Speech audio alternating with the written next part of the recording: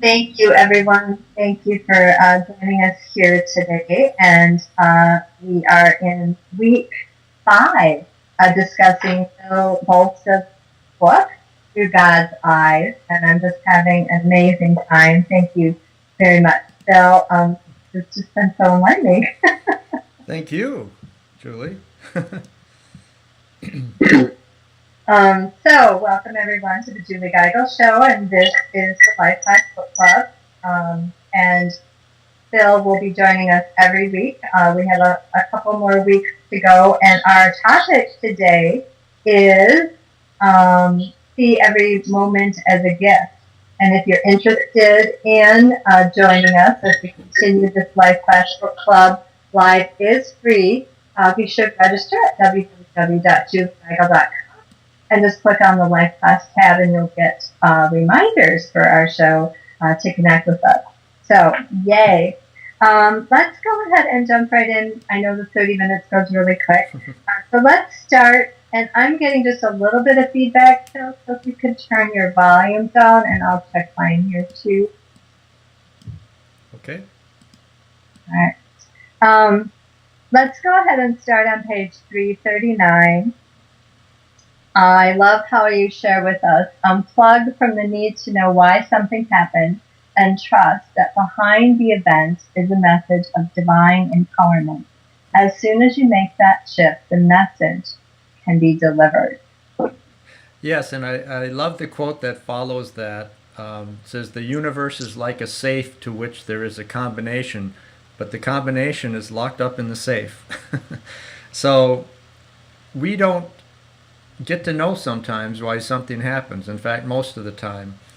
But I like the way that Carolyn Mace urges her readers to develop symbolic sight, to probe beneath the surface of experience so they can better understand how all the events of life are woven into the tapestry of divine design. So every event has a purpose. Sometimes you get to see the reason and sometimes you don't. But the scope of your symbolic sight is relative to your level of consciousness. The whole concept of this chapter, which is see every moment as a gift, it's completely transformative. When you reframe life like this, no matter what happens, what I've trained myself to do, and yes, it's sometimes more difficult than other times, but no matter what is in front of you, greet it with 3 words: as you wish. Because that reframes everything, and instead of coming at it from a negative point of view, you are now looking at it as a gift. And again, instead of passing judgment on what comes your way, I like the way Carolyn May says this: mourning the absence of perfection in your life. You, you challenge yourself to see everything as a necessary step toward fulfilling your life's purpose. It's just transformative when you look at everything as you wish and trusting that there's purpose in it. Yes, absolutely. And I think that, oftentimes we get caught up in, why is this happening to me? Mm-hmm. And I know one of the things I hear my children say often, and honestly, it's not coming from me, I never said this, is the universe hates me, or God hates me. Oh. And, when things aren't going their way, or things aren't a struggle, I tend to hear them say that. And I'm like, oh, God has nothing to do with this. Yeah. It's about your perception of Yeah, what's happening. if you can challenge them, okay, let's turn this around, look at it in a different way. What do you see as a possible gift or lesson in what just happened? Can you learn anything from this? And just make them think about it that way. And, oh, well, okay, what lessons can I learn? And you can always come up with something. Yeah, absolutely. Okay, and moving over to page 342, and talk about how some of life's greatest gifts lie hidden in unpleasant obligations waiting for you to activate your symbolic sight and greet them with reverence rather than reluctance. Right. And actually, we talked about this a bit last week in the sense of if you have chores to do like laundry or dirty dishes and you hate doing it, if you reframe it as this is something I'm doing to support my family, everything I do in this regard is making my family's life easier and our life easier together and happier, and we're all pitching in. This is my contribution. And when you look at it from that point of view, then maybe washing a sink full of dirty dishes means that you've enjoyed a night surrounded by your loved ones. Or paying the bills could mean that you've been blessed with a source of income to provide for your family. You know, just looking at it from a slightly different point of view, looking at everything as a gift can make the difference. Yeah, most definitely. I know my daughter has 3 mice that she acquired for her birthday from a friend, Mm-hmm. much to my dismay. And after less than 4 weeks, she's tired of cleaning the cage and listening to them run around on the hamster wheel. And so, yeah, I'm trying to find a gift in this whole experience because now it's up to me to get rid of the darn things. Oh, well, it's not up to me, but I suppose if I want it to happen. Well, I'm sure you'll come up with a good reason, some good lessons in that. Yeah, absolutely, absolutely. On page 343, I think that we all struggle with this. You know, instead of allowing your buttons to get pushed, set aside your fears and respond with love. A less than stellar report card is an invitation to deepen your bond with your children through extended study sessions. A maxed out credit card sets the stage for a breakthrough discussion with your spouse about values and unfulfilled emotional needs. So can you talk a little bit about, because I think that in our day-to-day world, we're all so busy and we're all so stressed out that it's really easy for our buttons to get pushed. And the difficult part is to not get dragged down or pulled into the drama of that engagement of emotion, high energy emotion. Yes, well, it's, again, you're choosing in every moment, as we talked about in chapter 4, with love or fear. And if your buttons are pushed, meaning you're getting angry, anger is a manifestation of fear. So what are you afraid of? And for example, the maxed out credit card example. What are you afraid of? Well, you're afraid of not having any money. And look deeper into that. What does that mean for you and your relationship and your family? And if you dive deeper, then there are some issues that come up that demand to be expressed and to be talked about. And when you talk about those issues with your spouse, whenever you talk about something that's very intimate and important and emotional, you deepen your bond with that person. And so issues that come up in a family like that, whether it's bad grades or a maxed out credit card, are opportunities to talk to your family members in a deep, intimate way, and that makes your bond with them stronger and deeper, and you do get some clarity when you're looking at the essence of what you're talking about. Are you really talking about money and grades, or are you talking about, instead of money, perhaps having the life that you want, and what does that look like to you, and what does that look like to other family members? Instead of grades, it's effort and purpose in life, and are you trying your best? If so, grades don't matter. It's really going beneath the surface and looking at all the lessons and gifts and opportunities that await everything. Yeah, I think that, what's really important with that is the follow-up. I mean, one thing I've really practiced a lot in my relationships with my family is that, when you're feeling really strong emotions, when you start getting into a discussion about something and you're feeling really strong emotions, that is usually an indication that the communication is beginning to break down. And especially with my teenager, I'm trying to teach her that, when she gets to that point in the discussion where she begins to get a little crazy, if you will, Mm-hmm. I try to calmly say, you're very upset. I can see that you're very upset about this, and this is really important to you. But I don't think this is a good time for us to continue our discussion. I want you to take a break, and we'll talk about this later. And so I know I've kind of extended that into my relationship with my husband as well. When I feel like he's having an emotional outburst about having to snow blow 100 times this year. That's not a good time to have a discussion about, what the bills look like that month.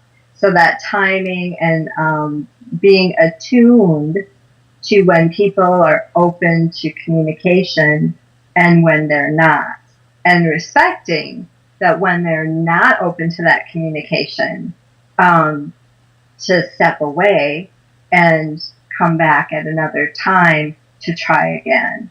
But I think a lot of times in our spiritual path, we have a tendency to just, let things slide or let things go, but there's no follow-up. There's no communication, like you said, that can really bring you closer. So it's not about, forgetting the way somebody treated you or ignoring a request that somebody wants. It's more about being in alignment with each other for open communication and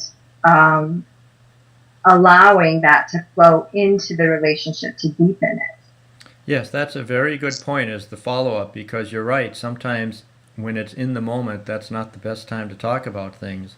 But my daughter and I came up with a great way, which I love sharing this tip with people. Whenever I had to talk to her about a logistical issue, whether it's something in the kitchen or the way the living room looks or whatever, and whenever I started talking to her, she kind of rolled her eyes and like, oh, I don't want to hear about this. And I said, you know what? Let's come up with a code word that either one of us can say to the other. And when you hear that word, then it's on you to think, okay, here's an issue that we need to address. Let's listen to it. I'll listen to it respectfully. I'll try to work with you to come up with a solution, and then we'll resolve it and move on in a positive way. And she said, okay, how about pea pods? I said, okay. So to this day, many years later, she might say, Dad, I have a pea pods. And that tells me, okay, I need to pay attention to this, talk about it, and move through it. Very nice. Yeah, those code words are good. Especially when you're in that intense energy, emotion. Code words are really good for, in therapy, because I do a lot of counseling. Code words are really good to teach people in relationships when conversation escalates to the point where the emotions are so high that the communication is shut down. A code word is really good to help you both exit that encounter and come back at a later time, instead of just saying, I'm not going to listen to you anymore, and walking out the door. You have a code word, like pea pods, and that means it's getting a little bit too excited in here, and we need to take a break.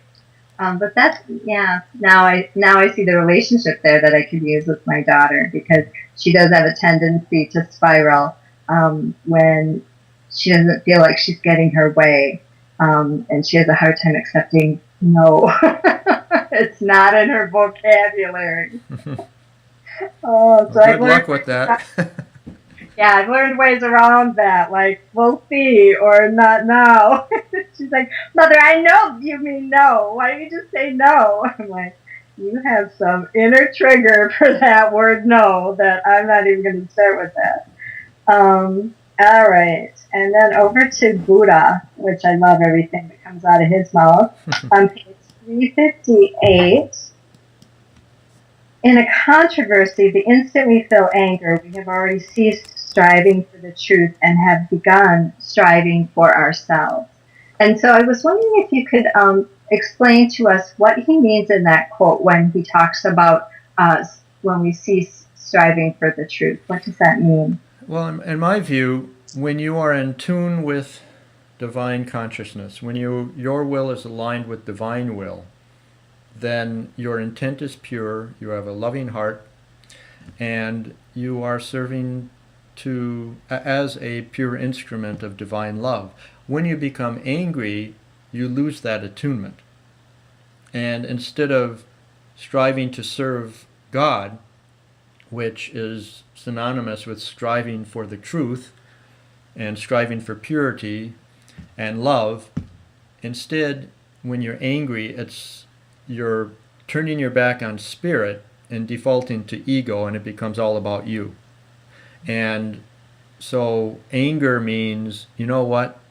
This is all about me now. It's all about my ego and what I want and what I don't want, instead of selflessly serving my spirit at large, other people. When you get angry, it just reverts right back to ego and me. And a lot of people have that 7-word disease. It's all about me all the time.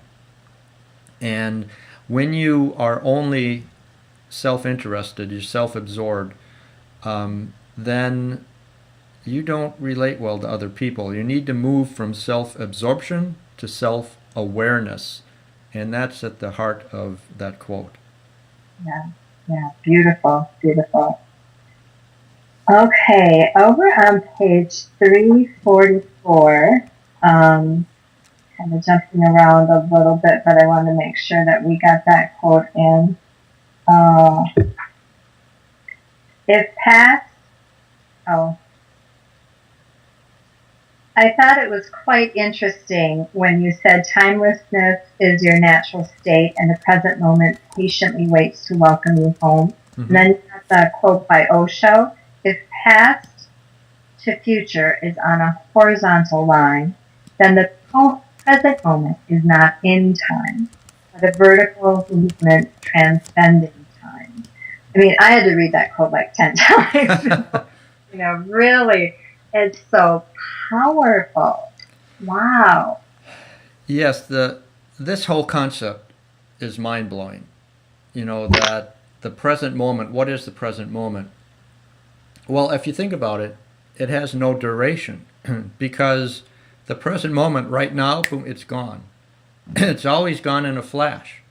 And yet all of life is contained within the borders of the present moment, the ever-changing now, because now is the only time you ever have to act. And now the present moment is the only moment you've ever had, the only moment you ever will have, because you can't operate in the past, you can't operate in the future, you can only operate in the now, the present moment. So at the same time, it's ephemeral and infinite. It's gone in a flash, but it's the only moment you ever have. It exists outside of time, which means presence is a timeless state of being. So it's really a concept to really think about.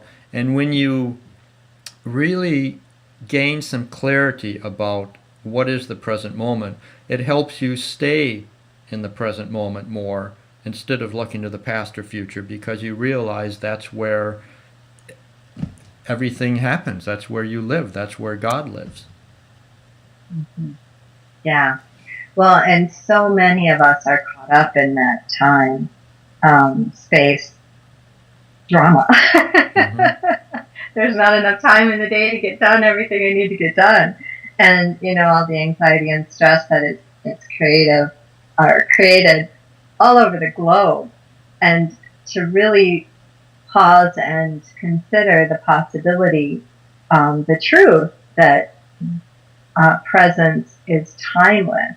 And if we could all embrace that concept, what would that mean for us globally? Mm-hmm. Yes, if we could all just be present, and if you're going to be there, be there. Because if you're thinking about the future or analyzing or mourning the past, you're not really there when you're there. So even go back to a conversation with your daughter, your husband, if you're fully involved in that moment, you're fully present, then you can connect on a very deep basis. But if you're distracted and there are other competing priorities in your mind and you're not fully present, the other person picks up on that and says, "Hey, hello, Yeah. I'm here, where are you?" And Yeah. you can't have deep intimacy or resolve anything unless you're fully present. Well, and I really am concerned, Phil, let me tell you this, because I need to talk to somebody about this. I am really concerned about our age of technology.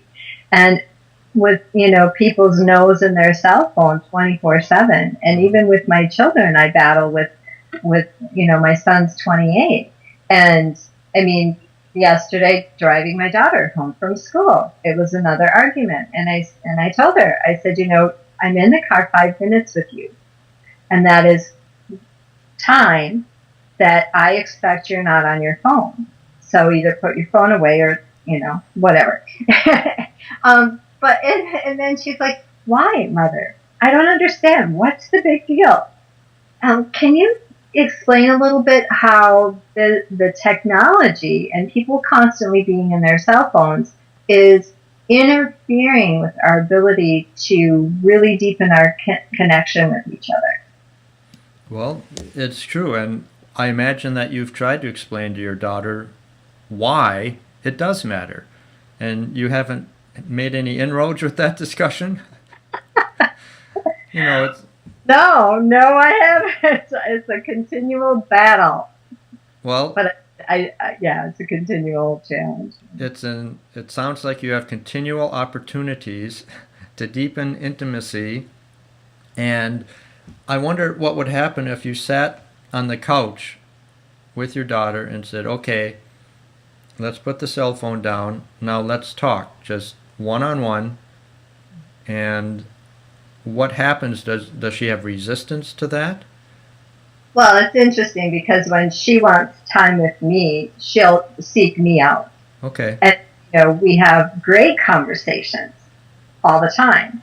But I think that it's, a little bit of a control issue there with, when I have times that I choose that I want her to be present with me.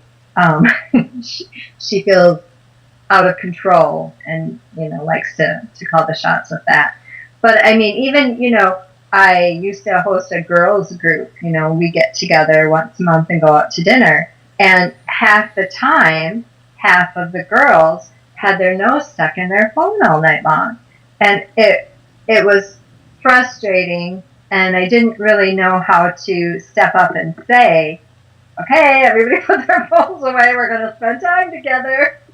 Well, that's exactly what you need to say. During this hour or 2 hours, no phones allowed. Please, let's have a ritual ceremony of the turning off of the phones, and that means that we are here to connect with each other and truly listen. This is a wonderful opportunity to listen to each other, to truly hear each other, to connect one-to-one, looking in someone's eyes, and see what happens.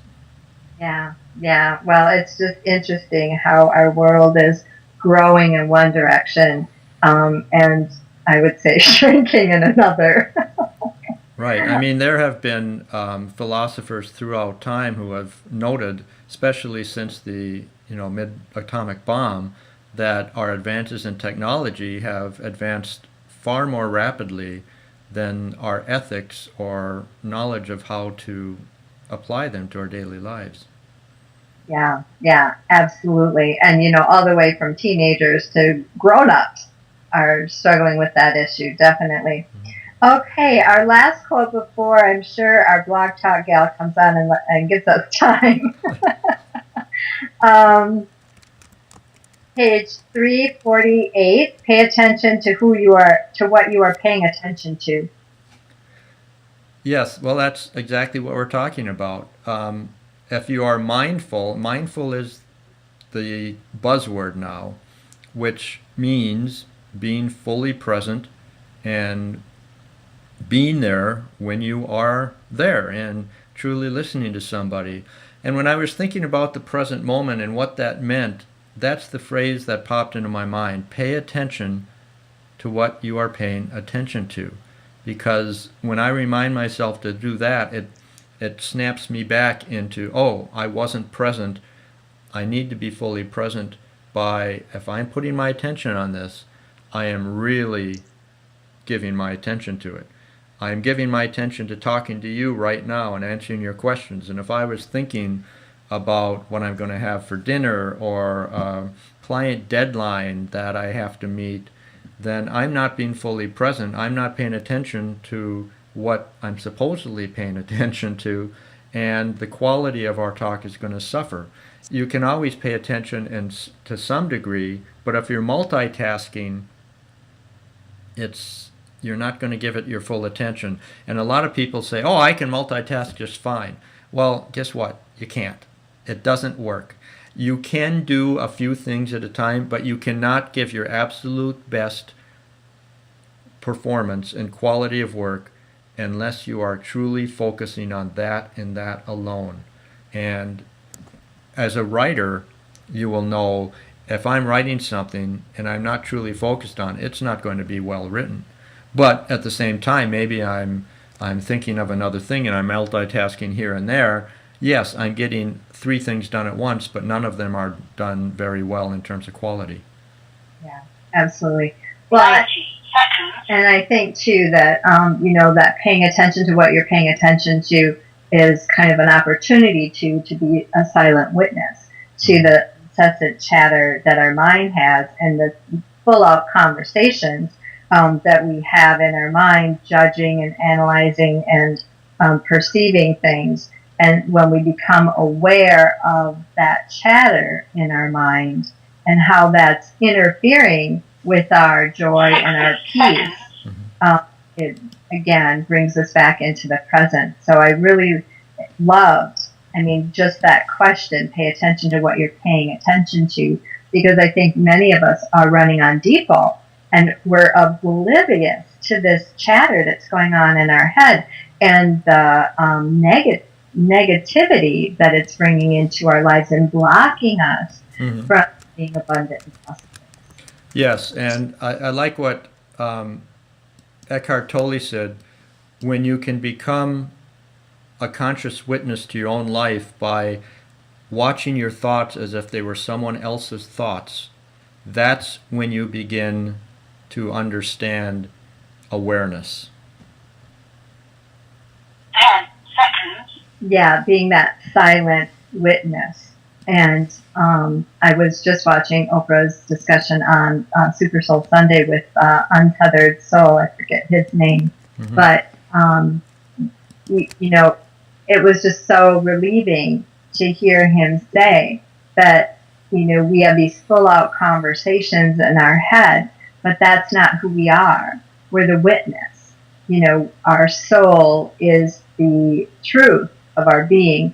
And all of these judgments and fears and insecurities and jealousies are, a voice of the ego. And as we pay attention to what we are paying attention to, it allows us, the awareness allows us to make another choice. Right. Yeah. Instead of being ruled by that default. I call it default. You can either live your life by default, or you can, now that you know what you know, you can step up and take back your power. Well said. Yeah, awesome. Awesome. Well, another wonderful week. Absolutely. This is Life Class Book Club. Again, if you'd like to continue with us, be sure to register at www.juliegeigel.com and just click on the Life Class tab. We'd be thrilled if you liked us on Facebook and followed us on Twitter to keep this connection going. And remember, if you keep on doing what you've always done, you'll keep on being who you've always been. Change doesn't happen unless you make a change. Until next week, thanks so much, Phil. Oh, can you give us your links quick, Phil? Sure. To order the book Through God's Eyes, godseyes.amazon.com. To get an overview of the book, godseyesbook.com. And to email me, godseyes@me.com. Awesome, awesome. Thanks again, Phil. We'll see you next week. Thank you, Julie.